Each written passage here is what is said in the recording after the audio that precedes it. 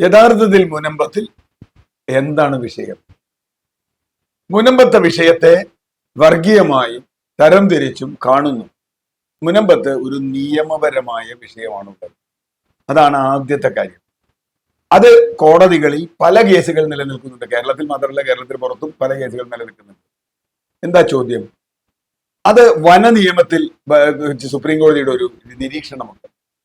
Once a forest it's forest forever എന്നാണ്.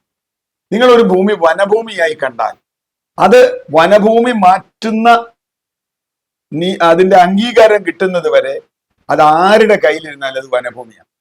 വഖഫ് ഭൂമിക്ക് അങ്ങനെ ഒരു നിയമപ്രാബല്യം നമ്മുടെ ഭരണഘടനയിലുണ്ട്, അല്ലെങ്കിൽ നിയമ സംഹിതകളിലുണ്ട്. ഇവിടെ വഖഫിന് ദാനം ചെയ്ത ഭൂമി, ആ ഭൂമി വഖഫ് ബോർഡ് ഒരു കോളേജിന് കൊടുക്കുന്നു, MES കോളേജിന് കൊടുക്കുന്നു. അവർക്ക് ഇവിടെ കോളേജ് സ്ഥാപിക്കാനൊന്നും താല്പര്യമില്ല. MESന് ഇവിടെ കോളേജ് സ്ഥാപിക്കാൻ താല്പര്യമില്ല. അവരത് ഉപയോഗിച്ചില്ല. അത് അവർ വിറ്റു. അവരാണ് വിറ്റത്. അവര് വിറ്റു. പാവപ്പെട്ട കുറെ മനുഷ്യർ അത് വാങ്ങി. ഇപ്പോൾ അവര് വഖഫ് ഭൂമിയിലാണ് താമസിക്കുന്നത്, അതുകൊണ്ട് ഇറങ്ങിപ്പോകണം എന്ന് പറയുന്നത് അതിക്രൂരമായ ഒരു തമാശയാണ്. ഏത് നിയമമാണെങ്കിലും അതിൽ മനുഷ്യത്വത്തിന്റെ അംശം വളരെ പ്രധാനമാണ്. തലമുറയായി ഭൂമി വാങ്ങി അവിടെ സെറ്റിൽ ചെയ്ത് അവിടെ തൊഴിലുമായി ബന്ധപ്പെട്ട, ഭൂമിയുമായി ബന്ധപ്പെട്ട് നിരവധി ബന്ധങ്ങളുള്ള ഒരു വലിയ ജനസമൂഹത്തിനോടാണ് നിങ്ങൾ ഇവിടെ നിന്ന് പോകണമെന്ന് പറയുന്നത്. ഈ പ്രശ്നത്തെ നിയമപരമായി സത്യസന്ധമായി നേരിടുന്നതിന് പകരം സംസ്ഥാന സർക്കാർ കണ്ട ഒരു കുറുക്കു വഴിയാണ്. നമ്മുടെ നാട്ടിൽ എന്തെങ്കിലും പ്രശ്നം ഉണ്ടായാലും ഒരു ജുഡീഷ്യൽ കമ്മീഷനെ വെക്കും. ജുഡീഷ്യൽ കമ്മീഷൻ ഇങ്ങനെ പിന്നെ അന്വേഷിച്ചുകൊണ്ടിരിക്കും. കേരളത്തിലെ ജുഡീഷ്യൽ കമ്മീഷൻ നമ്മളൊന്ന് ആലോചിച്ചാൽ, ഏറ്റവും അവസാനത്തെ നമ്മുടെ സോളാർ വരെ എന്തെങ്കിലും ആക്ഷൻ ഒരു ജുഡീഷ്യൽ കമ്മീഷനിൽ ഉണ്ടായിട്ടുണ്ടോ? എനിക്ക് ഓർമ്മയില്ല. ഞാൻ ആർക്കെങ്കിലും ഉണ്ടെങ്കിൽ പറയാം. എന്റെ അറിവിലില്ല. ഒരു റിട്ടയർഡ് ജഡ്ജിക്ക്, അല്ലെങ്കിൽ ഒരു ജഡ്ജിക്ക്, സിറ്റിംഗ് ജഡ്ജിക്കോ റിട്ടയർഡ് ജഡ്ജിക്കോ ഹൈക്കോടതി ജഡ്ജിക്ക് കുറെ കാലം സുഖമായ ഒരു കാറും കൊണ്ട് ഇങ്ങനെ നടക്കാം. അയാൾക്ക് കുറെ സ്റ്റാഫ് ഉണ്ടാവും, ചിലപ്പോൾ ഒരു ഓഫീസ് ഉണ്ടാവും, അതിന്റെ കുറെ ചെലവുണ്ടാവും. 1 കോടിയോ 2 കോടിയോ എത്രയാണെന്നറിയില്ല, ലക്ഷങ്ങൾ ചെലവാക്കി അയാൾ അവിടെ ഇരിക്കും. അയാൾക്കൊരു പണി എന്നുള്ളതിനപ്പുറത്ത് ഈ ജുഡീഷ്യൽ അന്വേഷണം കൊണ്ട് ഒരു ഗുണവുമില്ല. പക്ഷെ ഒരു ഗുണമുണ്ട്. എന്താ? വിഷയം നീട്ടിക്കൊണ്ടുപോകാം. അതാണ് സർക്കാർ ഇവിടെ ശ്രമിച്ചത്. യഥാർത്ഥത്തിൽ വഖഫ് നിയമം നിലനിൽക്കുമ്പോൾ ഇങ്ങനെ ഒരു ജുഡീഷ്യൽ കമ്മീഷനെ വയ്ക്കുന്നതിൽ അർത്ഥമുണ്ടോ എന്ന ചോദ്യം പലരും ഉന്നയിച്ചതാണ്. നിയമത്തിൽ അറിവുള്ള പലരും ഉന്നയിച്ചതാണ്. അങ്ങനെയാണോ ഇതിനെ നേരിടുന്നത്? എന്താണ് അന്വേഷിച്ചത്? ഇന്നലെ നമ്മുടെ ബഹുമാനപ്പെട്ട നിയമമന്ത്രി പറഞ്ഞത് ഇവർക്ക് അവിടെ താമസിക്കാൻ അവകാശമുണ്ടോ? അതല്ലേ ചോദ്യം. ഇവർക്ക് അവിടെ താമസിക്കാൻ അവകാശമുണ്ടോ എന്നിങ്ങനെ ജസ്റ്റിസ് CN രാമേന്ദ്രൻ നായർ അന്വേഷിക്കുക. അങ്ങനെ അന്വേഷിച്ച എവിടെയാ കിട്ടുക? എന്തുത്തരമാണ് ഇവർ പ്രതീക്ഷിച്ചിരുന്നത്? ഇത് വഖഫ് ഭൂമി അല്ല എന്ന് തെളിയിക്കലായിരുന്നോ ജസ്റ്റിസ് രാമേന്ദ്രൻ നായരുടെ അന്വേഷണം? അതോ ഇത്ര ആളുകൾ അവിടെ താമസിക്കുന്നതിന്റെ ഭാവങ്ങളാണെന്ന് കണ്ടെത്തലോ? അത് കണ്ടെത്താൻ എന്തിനാ കമ്മീഷൻ? അത് ഈ രാജ്യത്തെ എല്ലാ ജനങ്ങൾക്കും അറിയാലോ, എല്ലാ രാഷ്ട്രീയ കക്ഷികൾക്കും അറിയാലോ. അപ്പൊ പ്രശ്നം സങ്കീർണമായ ഒരു നിയമക്കുരുക്കുണ്ട് അതിനകത്ത്. അതിനെ വർഗീയവൽക്കരിക്കാൻ മറുവശത്ത് നിന്ന് വലിയ ശ്രമം നടക്കുന്നുണ്ട്.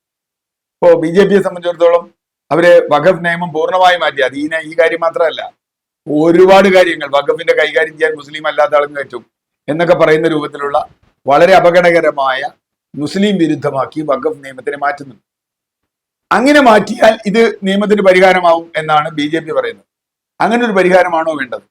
നിങ്ങൾക്ക് ഈ നിയമത്തിൽ എന്തെങ്കിലും മാറ്റം വരുത്തണമെങ്കിൽ ആ നിയമത്തിൽ ആ ക്ലോസ് ആണ് മാറ്റേണ്ടത്. ആ ക്ലോസ് മാറ്റണം. ഇത് വഖഫ് ബോർഡുമായി ചർച്ച ചെയ്ത് വഖഫ് ഇതിന്റെ അവകാശം ഉപേക്ഷിക്കുന്നു എന്ന് വഖഫ് ബോർഡിനെ കൊണ്ട് പറയിക്കുക വേണ്ടേ? കാരണം എന്താ? ഈ ജനങ്ങൾ ഇവിടുന്ന് കുടിയിറക്കാൻ പറ്റില്ല. അത് സത്യസന്ധമായ കാര്യമാണ്. അങ്ങനെ ചെയ്യുന്നതിന് പകരം ഒരു ജുഡീഷ്യൽ കമ്മീഷനെ വെച്ചു. അതിനെതിരെ കുറെ ആളുകൾ കോടതി. ഇനിയിപ്പോ വർഗീയമായി ചേരിതിരിഞ്ഞ് ആളുകൾക്ക് അംഗം വെട്ടാനുള്ള ഒരു കളമൊരുക്കി.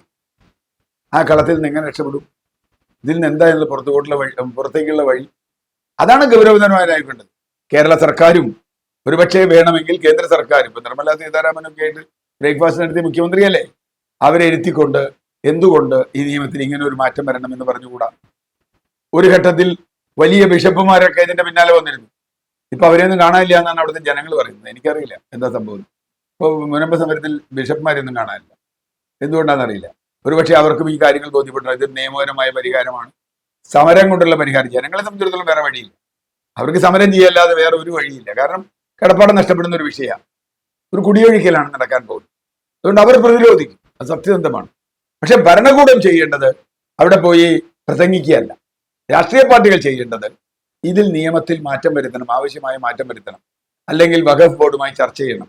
വഖഫ് ബോർഡിനോട് ഇതിന്റെ അവകാശം ഒഴിയാൻ പറയണം. ഖരാഭൂമി കൊണ്ട് അവർക്കൊരു ഉപയോഗമില്ല. അങ്ങനെ വരുമ്പോൾ അതിനെന്താണ് രീതി എന്ന് പറയണം.